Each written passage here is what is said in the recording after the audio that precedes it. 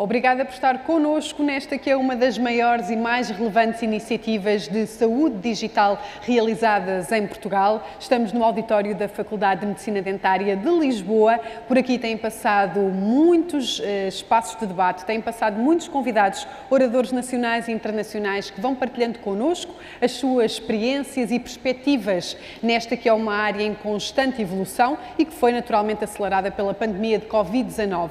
Falamos agora de saúde mental, uma área importantíssima antes, durante e depois da pandemia. Falamos também do impacto, naturalmente, que a pandemia teve nesta área da saúde e do contributo do digital.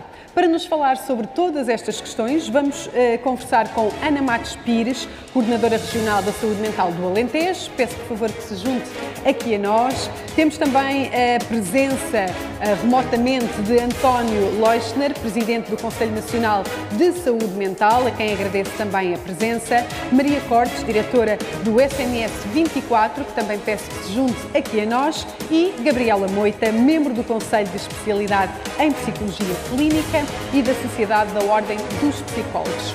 Muito boa tarde, muito obrigada por estarem aqui connosco. Vamos sentar-nos para conversar, de facto, de um tema que diz respeito a todos nós, um tema importantíssimo para a sociedade, o tema da saúde mental.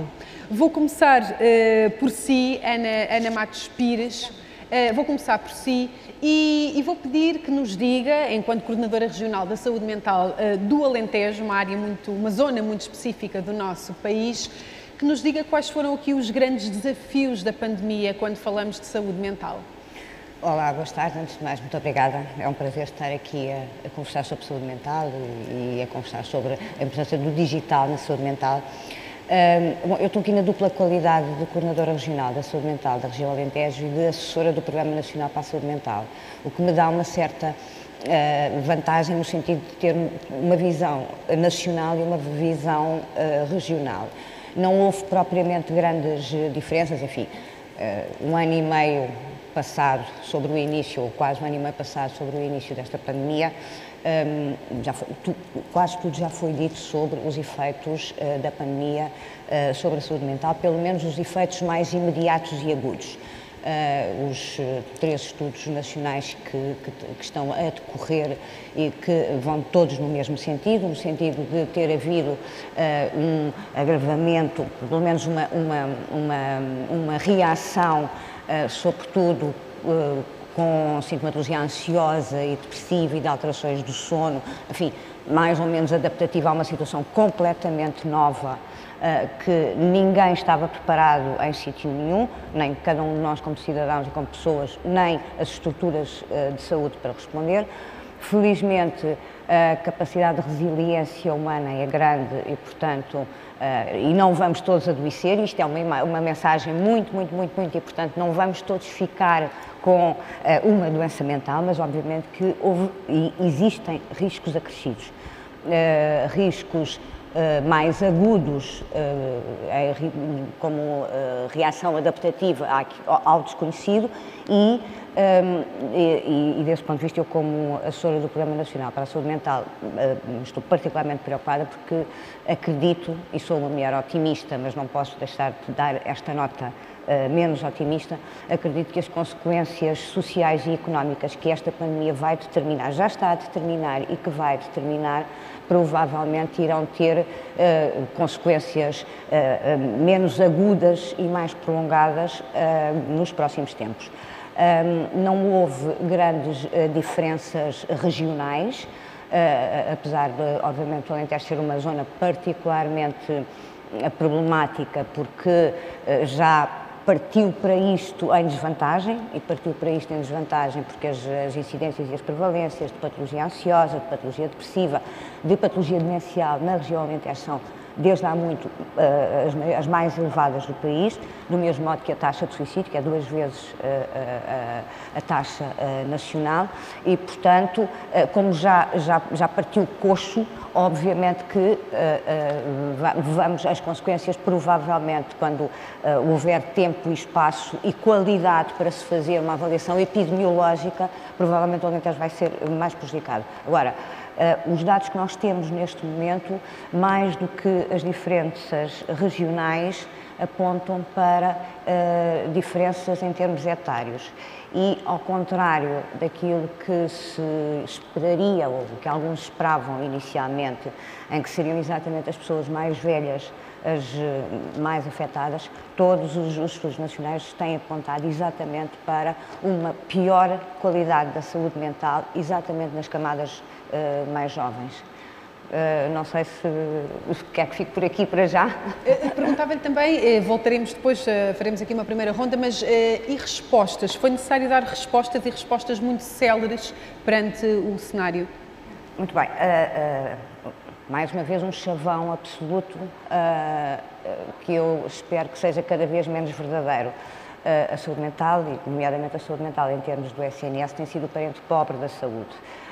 Esta pandemia teve esse lado perverso bom, que foi dar mais visibilidade a um problema que era um problema grave e, portanto, todos nós que trabalhamos há alguns anos nesta área sentimos a dificuldade que tem sido responder e a dificuldade que tem sido responder, nomeadamente em contexto do Serviço Nacional de Saúde, e é esse que me preocupa e pelo qual eu terei que dar resposta, mas a verdade é que quero também dizer que houve não só um esforço grande e organizado pelo lado do Programa Nacional para a Saúde Mental, no sentido de haver, de imediato e logo a partir de março do ano passado, uma organização geral de resposta da saúde mental no SNS, deitando mão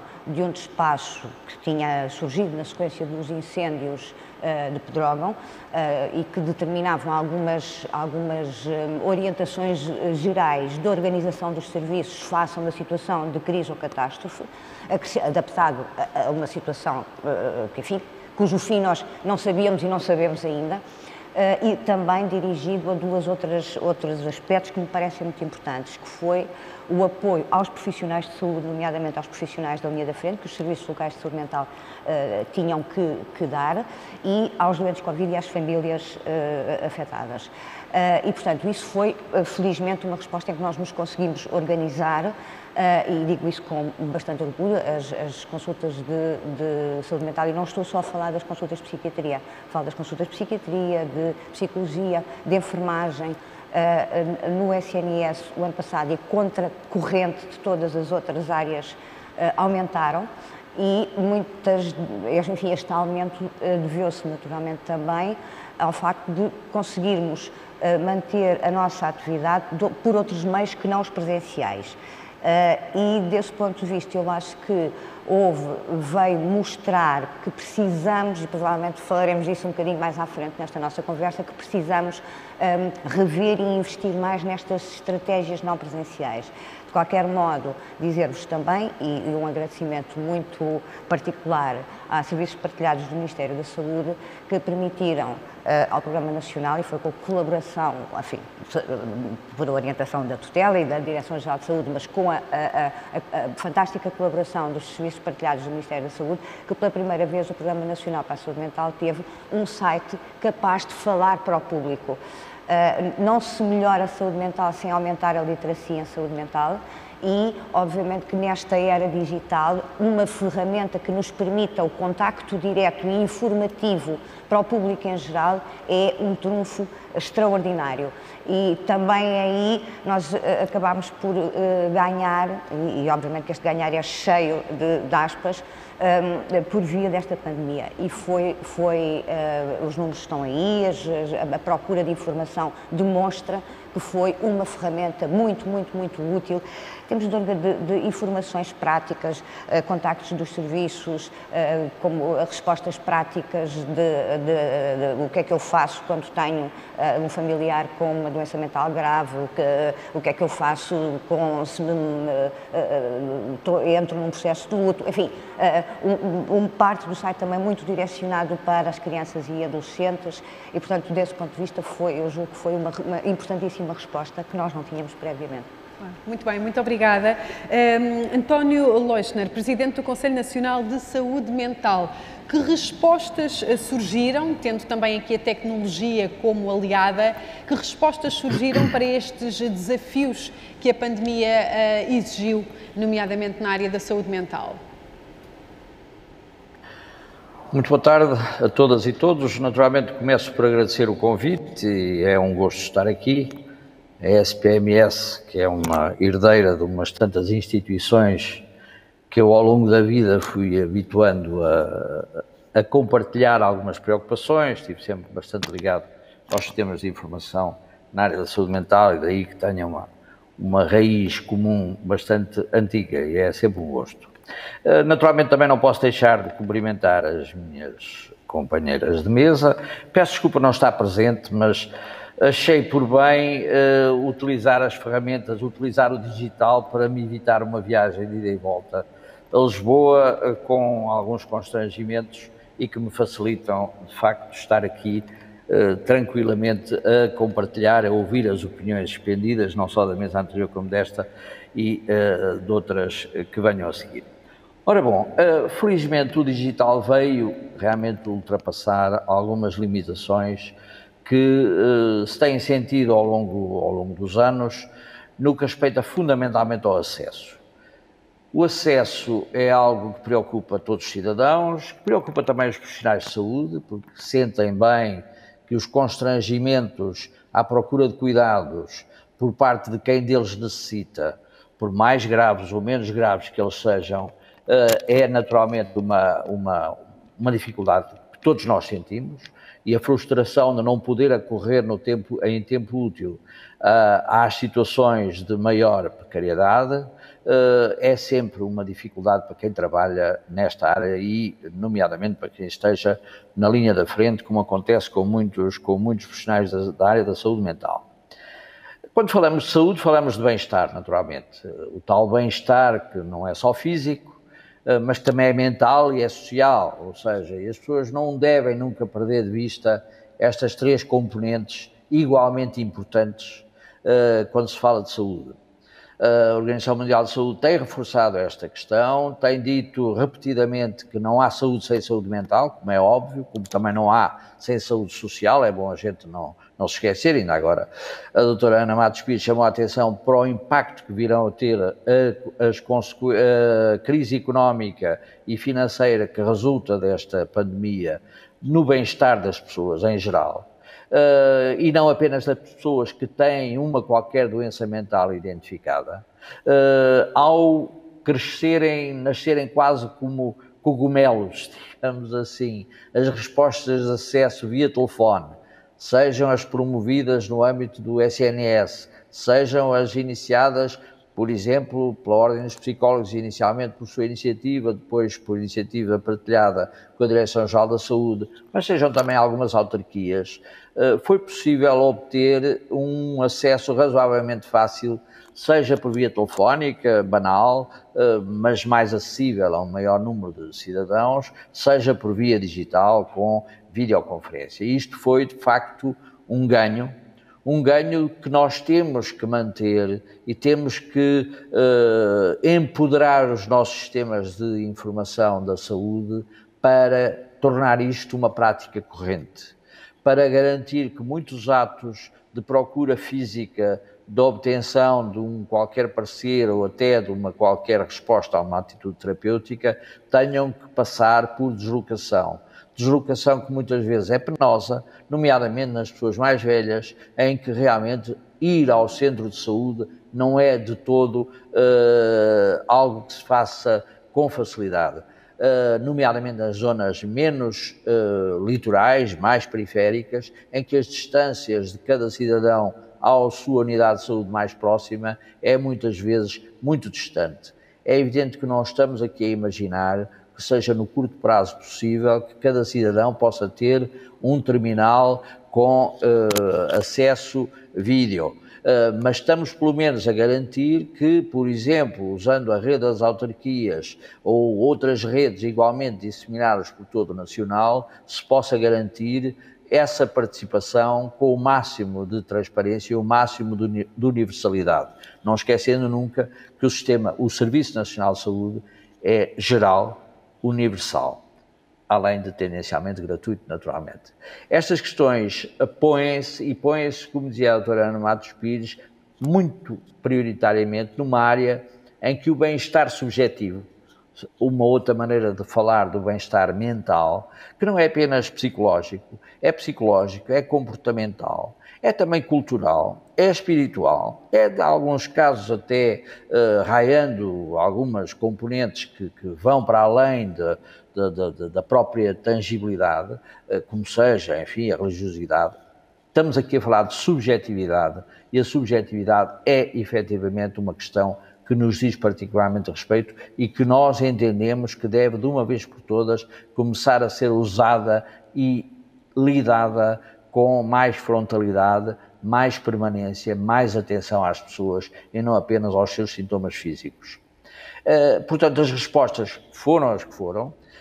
O paralelo com a situação de catástrofe dos incêndios de 2017 foi, quer de junho, quer de outubro, foi realmente um modelo que tem funcionado noutras áreas. A regionalização destas respostas é naturalmente uma tentativa de aproximação das respostas ao surgimento das necessidades, ou seja, o sistema, ou o serviço neste caso, vai ao encontro das pessoas que dele necessitam e não fica sentado à espera de ser procurado. E quando se trata de lidar com o bem-estar subjetivo, lidar com a percepção de bem-estar por parte das pessoas, que seja pelo pânico de contrair a doença, seja pela gestão de um luto, da perda de alguém significativo por força da doença, seja porque a contraíram efetivamente, têm muitos momentos em que efetivamente podem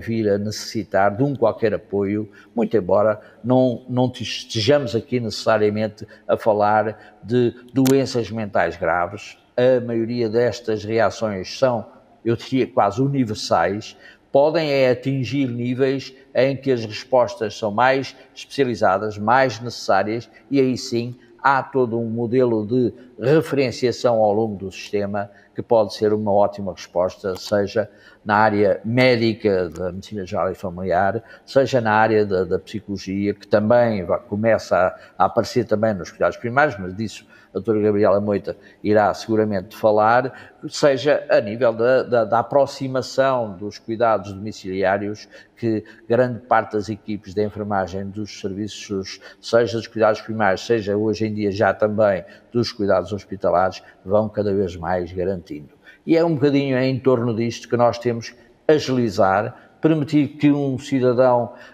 não tenha que ir a Lisboa fazer uma intervenção de 5 ou 10 minutos e que possa, de facto, usufruir da simpatia dos organizadores de tolerarem esta forma vídeo de abordagem. E, por agora, talvez seja suficiente. Muito bem, muito obrigada. Maria Cortes, diretora do SNS 24, aliás, um serviço que já foi também aqui, acabou de ser referenciado aqui pelo António Leixner. Que papel assumiu também esta linha de aconselhamento psicológico e que balanço podemos fazer no final de um ano tão complexo? Obrigada pelo convite. A linha, ou o serviço de aconselhamento psicológico da linha SNS 24 é um serviço que se considera, e eu particularmente considero, como uma resposta muito, muito relevante a nível nacional, porque ele permite que qualquer cidadão, em qualquer ponto do país, possa ter acesso, através do seu telefone, a um psicólogo. E, portanto, é uma resposta universal no âmbito da saúde mental e psicológica que achamos nós, e acreditamos plenamente, que contribui, de facto, para a melhoria da saúde mental da população portuguesa e estrangeira que reside em Portugal.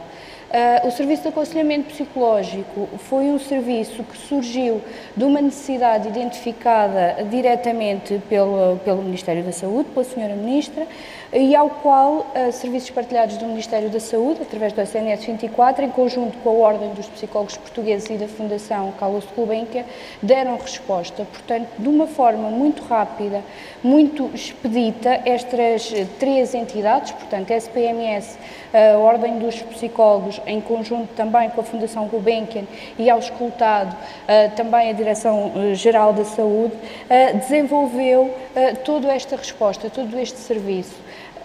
A Ordem dos Psicólogos deu resposta ao nível, por exemplo, da formação dos psicólogos e do próprio desenho da intervenção do ponto de vista da intervenção psicológica.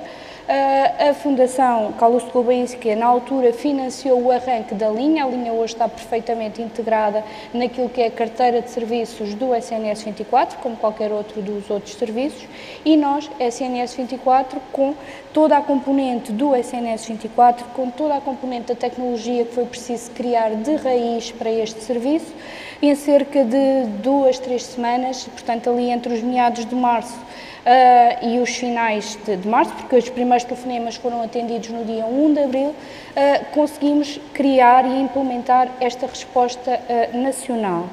A linha tem um foco de intervenção muito específico, ela dirige-se a situações agudas, portanto, ao nível da gestão das emoções, ao nível da promoção da resiliência para lidar com as situações de crise, ao nível também dos sentimentos de insegurança, no sentido de potenciar o sentimento de autoeficácia, de identificar respostas e estratégias de coping mais adequados, quer no cidadão, quer ao nível do próprio SNS. Portanto, é uma intervenção breve, focada, dirigida a problemas e a um conjunto de sinais e sintomas que se estavam a perceber. Estávamos a entrar em confinamento com uma pandemia que toda a gente desconhecia, ninguém conseguia perceber muito bem o que é que vinha. Percebia-se que iria afetar as pessoas de forma muito, muito diferenciada, quer os profissionais de saúde, devido à sobrecarga daquilo que estavam a viver, às situações novas que lhes estavam a acontecer na sua prática, quer também ao nível dos cidadãos, e esta pandemia afetou toda a sociedade de formas muito, muito diferentes, uns por falta de trabalho, outros por excesso de trabalho e não só, e portanto foi necessário criar esta resposta de forma célere, imediata e muito acessível, ou seja, que não discriminasse ninguém e que se tornasse também a porta, no fundo, a porta de entrada para o SNS, nomeadamente para outras situações de patologia ou de perturbação da saúde psicológica ou da saúde mental.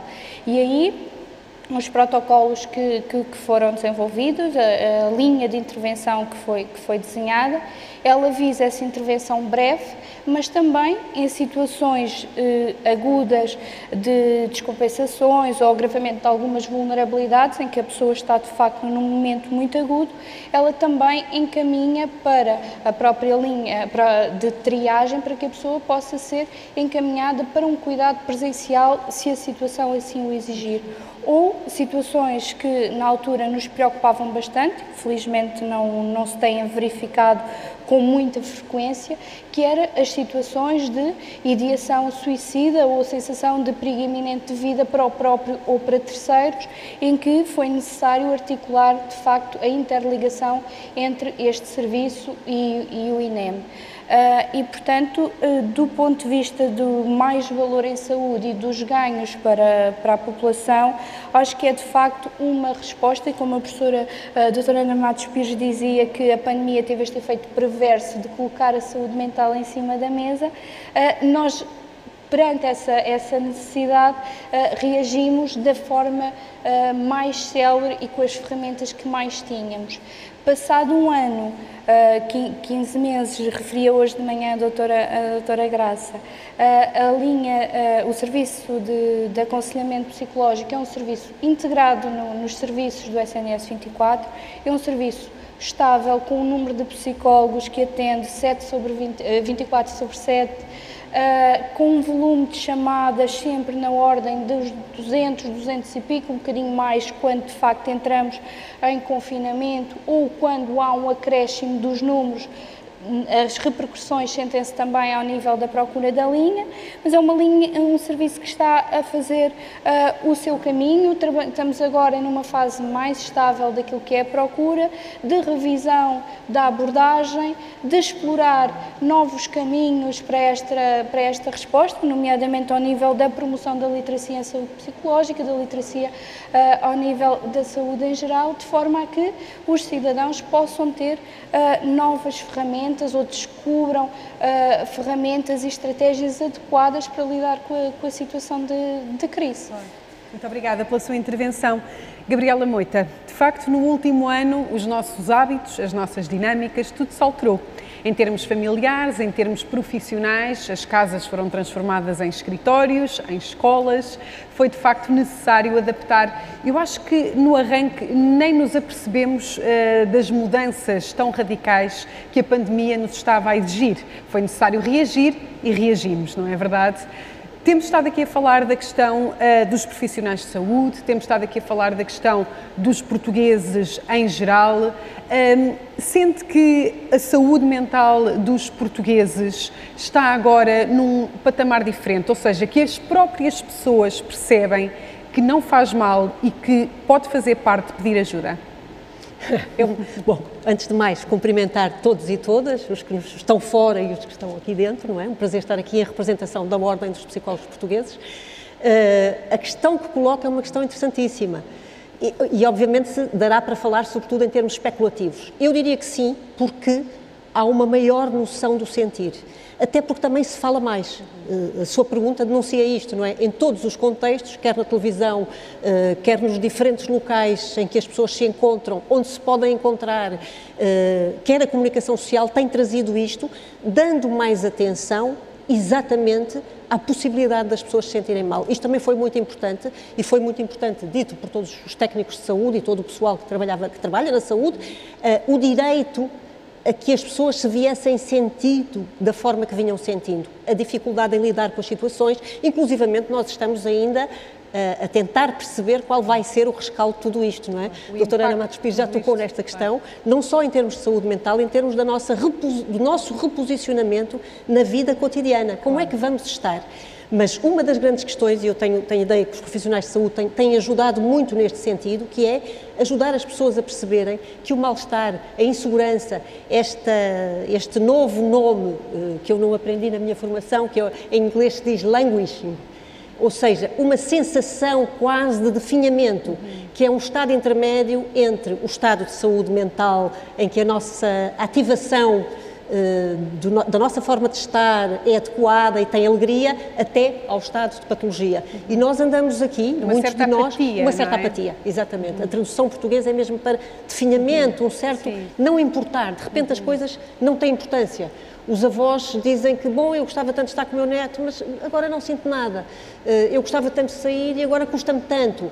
Este estado, naturalmente, é um estado que nós nos estamos... É evidente que há estudos neste sentido feitos noutros contextos, mas este contexto, na nossa época, é completamente novo. E, portanto, a questão que traz é muito importante. As pessoas começam a perceber que podem falar do seu mal-estar. E isto, naturalmente, eu diria que o impacto, especulando, provavelmente vai ser positivo. Ou seja, se nesta fase todos os serviços de saúde, o Serviço Nacional de Saúde, todas estas instâncias que nós temos estado aqui a falar, e a intervenção em cuidados de saúde primário, como dizia o Dr. Lochner, for de facto atenta, nós vamos prevenir muitas situações, porque as vamos, como disse agora, não é? Resolver provavelmente em fases intermédias. E esta necessidade absoluta que nós temos de técnicos, e eu vou falar naturalmente dos psicólogos, que existiam em número muito pequenino e agora está a ser reconhecido na Assembleia da República, não é? Está agora em discussão o número de psicólogos por habitantes que passa a ser necessário e a intervenção que vai começar a poder ser feita. E quando nós falamos de psicologia, não estamos a falar só, ou quando falamos de saúde mental, não estamos a falar só de psicologia clínica. Falamos nos cuidados de saúde primários, mas falamos nas escolas, nas questões do trabalho, na empregabilidade, no que se deve passar em termos dos lugares de trabalho saudáveis, e é isto que a Ordem dos Psicólogos Portugueses tem estado a cuidar. A quantidade de documentos que por dia tem estado a ser produzida através da Ordem, não é? No sentido de chegar a todas estas áreas de intervenção que naturalmente no final vão ter aos cuidados de saúde, claro. Mas que estamos em todos os áreas, é a escola, é o trabalho, enfim, todos os lugares onde nós encontramos a pessoa humana, e é aí que temos que cuidar. Grande parte dessas respostas que a Ordem tem procurado dar também tem a tecnologia como aliada, tem o digital aqui também como peça-chave. Ora, vamos entrar no digital. Tem que ter, não é? Eu diria, nós estamos aqui hoje também a falar da transição digital, não podemos descuidar. Vivemos numa época em que o que temos é que cuidar da forma como esta transição digital vai ser feita. Temos aliados extraordinários, aquilo que é possível fazer, e o Dr. Lochner falava, é um prazer tê-lo aqui presente, não é? Sem estar cá em Lisboa, e esta possibilidade de irmos a todo lado é uma conquista dos humanos e deve ser maturada, agradecida, de facto, a resposta que todos nós demos, a resposta do SNS 24, a resposta do Serviço Nacional de Saúde, a teleconsulta, a telepsiquiatria, a telemedicina foi uma possibilidade extraordinária. Vão ser agora também as apps, todos estes outros instrumentos que são aliados extraordinários, não podemos negar, porque o conhecimento traz isto. O que temos é que cuidar da forma como eles vão ser usados, do seu estudo, e a doutora Ana Matos Pires falava disto, não é? A questão e há pouco na conferência anterior também, a questão da investigação vai ter que ser cada vez mais acelerada também, para poder, a cada passo, ir percebendo quais são os efeitos positivos e negativos de cada uma destas enormes ferramentas, e não estamos só a falar da videochamada, não é? Claro. Essa provavelmente é a mais fácil delas todas e é aquela para a qual já temos alguns dados, enfim, algumas aplicações também já estão a ser estudadas. É um mundo que está por investigar e por descobrir e por aproveitar. Claro. A Ordem já tem muitas possibilidades e está a estudar e a usar estas possibilidades digitais todas, e temos que estar em linha, articuladamente. A questão da articulação dos serviços parece-me importantíssima, e a Ordem tem tentado fazer isto, não é? Não só entrar nas articulações como aqui foi feita, mas também promover novas articulações. Esta task force que agora foi organizada exatamente para estudar as implicações da pandemia na vida dos portugueses, de que a doutora Ana Margarida Gaspar é coordenadora, não é? Portanto, é pensar, utilizar o máximo, cuidando dos menores riscos. Claro. Esta é, digamos, a chave e o grande desafio. Ana Matos Pires falou há pouco destas respostas que começam a surgir, respostas que temos de agarrar e desenvolver da melhor forma. Falamos aqui de um campo importante também, que é a questão da literacia digital, não só dos pacientes, dos cidadãos em geral, como também dos profissionais. É aqui um ponto a apostar. Certo, é de facto a altura para nós, do meu ponto de vista, para nós darmos o pulo que é necessário. A questão da telesaúde vem sido falada há já alguns anos, e, em rigor, a sua operacionalização no âmbito do Serviço Nacional de Saúde não tem tido o desenvolvimento que se esperava. E eu penso que, neste momento, na saúde em geral e na saúde mental em particular, é o momento de aproveitarmos o que já existe e que estava meio adormecido e de desenvolver ainda mais estratégias. E desse ponto de vista eu acho que elas são essencialmente importantes, porque não se faz saúde mental com uma só classe profissional. Faz-se saúde mental, quer em termos preventivos, quer em termos de tratamento, com várias classes profissionais, com psiquiatras, com psicólogos, com assistentes sociais, com terapeutas ocupacionais, com enfermeiros. Ora, os mecanismos digitais, uma das possibilidades que nos dão é da integração e do contacto muito mais rápido e visual, e é muito importante em saúde mental o olhar para o outro, o ver o outro, Estar a ouvir o António Lochner no Porto é completamente diferente de estar a ouvir e a vê-lo. E são mecanismos que qualquer um de nós que trabalha nesta área sabe como é importante a linguagem não verbal, não é? E, portanto, a interligação profissional para resolver uma situação específica. E isso o digital vai, espero eu, trazer-nos mais valias importantes. Do mesmo modo, o digital traz-nos uma mais-valia muito importante em termos de integração de cuidados. Há bocado falava-se da linha SNS 24, que obviamente foi uma resposta excelente, fantástica e desenvolvida rapidamente. Um dos passos que eu, enfim, como pessoa com responsabilidades no âmbito do Programa Nacional para a Saúde Mental, espero e desejo, é que haja uma articulação entre aquilo que é feito em termos da linha SNS 24 e os serviços locais de saúde mental e, por outro lado, os cuidados primários de saúde. Não se melhora cuidados de saúde se não houver esta interligação. Obviamente que os recursos humanos em saúde mental são absolutamente precários no SNS inteiro, é preciso aumentá-los, não tenho qualquer dúvida, mas também tenho a certeza absoluta que se nós aumentarmos recursos, nomeadamente recursos humanos e tecnológicos, sem termos esta premissa de base de mudança de paradigma de trabalho e de interligação, quer interprofissional, quer de cuidados integrados de saúde, tem que ser a pessoa que anda no tapete rolante dos cuidados e não apanhar um elevador e sair em cada andar. Eu acho que o digital vai nos trazer muitos benefícios desse ponto de vista. Por outro lado, enfim, olhando agora um bocadinho para a região onde eu meia semana trabalho, que é uma região envelhecida, uma região de baixíssima densidade populacional, com uma precariedade absoluta de estradas e de transportes públicos, este tipo de instrumento, por exemplo, para fazer a ligação do Serviço Local de Saúde Mental da Unidade Local de Saúde do Baixo Alentejo com os centros de saúde que estão, alguns deles demora-se mais tempo a chegar lá do que a vir de Beja para Lisboa, é efetivamente uma mais-valia e é por aí que nós temos que ir. Aliás, espero que um projeto de uma intervenção em demências com o Centro de Saúde de Mértola seja rapidamente posto em prática. Um último apontamento para chamar a atenção, não há bela sem senão. E há uma questão que me levanta muitas preocupações.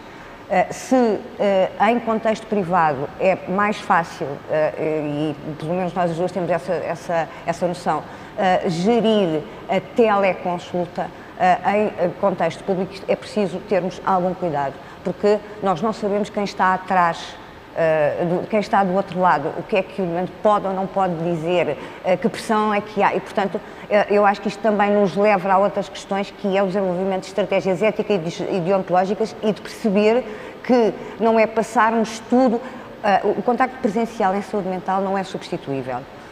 O que o digital nos dá é uma enormíssima mais-valia que não substitui naturalmente o presencial, nem em termos preventivos, nem em termos de tratamento. Claro, têm que ser áreas complementares, não é? Digamos assim. António Lochner, estamos na altura certa para olhar olhos nos olhos a questão da saúde mental e definir aqui aquilo que falta para uma articulação que permita, de facto, dar respostas efetivas nesta área? Seria caso para dizer que, pelas más razões, nós conseguimos finalmente chegar ao palco da atenção dos governantes, das pessoas com responsabilidades na organização dos serviços e até em outras áreas de especialidade e de outras áreas profissionais no sistema de saúde. E já agora, não esquecendo algo que já foi aqui abordado, mas talvez não suficientemente enfatizado, a saúde mental, a saúde em geral, mas a saúde mental de todo, não é apenas um problema de saúde. Ela é um problema que é claramente transsectorial. Nós nunca conseguiremos levar a nossa carta a Garcia se não tivermos uma boa articulação também com o sistema de ensino, com o sistema da segurança social, com as autarquias, porque tudo isto faz parte da vida das pessoas, e a vida das pessoas e a forma como elas assentem a tal subjetividade. E, portanto, se realmente queremos centrar todo o sistema nas pessoas, temos que lhes garantir acesso, temos que lhes garantir continuidade, temos que garantir algo que passa por qualquer coisa que a doutora Matos Pires aqui agora falou. O problema da confiança naquele que está do lado lá do ecrã. E essa confiança não se conquista apenas pela teleobservação, conquista-se fundamentalmente pelo conhecimento direto. E esta imprescindibilidade da manutenção de um contacto presencial, em que o digital é claramente um suplemento cada vez mais importante, não tenho dúvidas nenhumas que será o passo a dar e que eu espero que a SPMS consiga desenvolver as ferramentas necessárias para complementar o tal processo clínico eletrónico, o tal sistema que enriqueça, que seja enriquecido também por estas possibilidades de acesso e que garantam que quando um cidadão contacta, quando um cidadão pede ajuda, ela é o mais substancial possível, é, se possível, na plenitude. E, enfim, eu estou em crer que agora vamos deixar de todo de nos queixarmos de ser o parente pobre e vamos tentar realmente começar a olhar e a ser olhados, não só nós, como provavelmente e muito particularmente aqueles que têm doenças mentais mais graves, como parte dos cidadãos deste país, com iguais direitos e com iguais garantias de respeito por esses direitos. E, enfim, que o digital também contribua para esta universalidade da perspectiva, transformando de algum modo aquela perversidade do efeito numa conquista, num efeito lateral desejável, como poderá vir a dizer-se que foi a ênfase nos problemas de saúde mental e em particular naquilo que foi a fase em que os mais velhos foram o alvo das atenções, como também as crianças em idade escolar.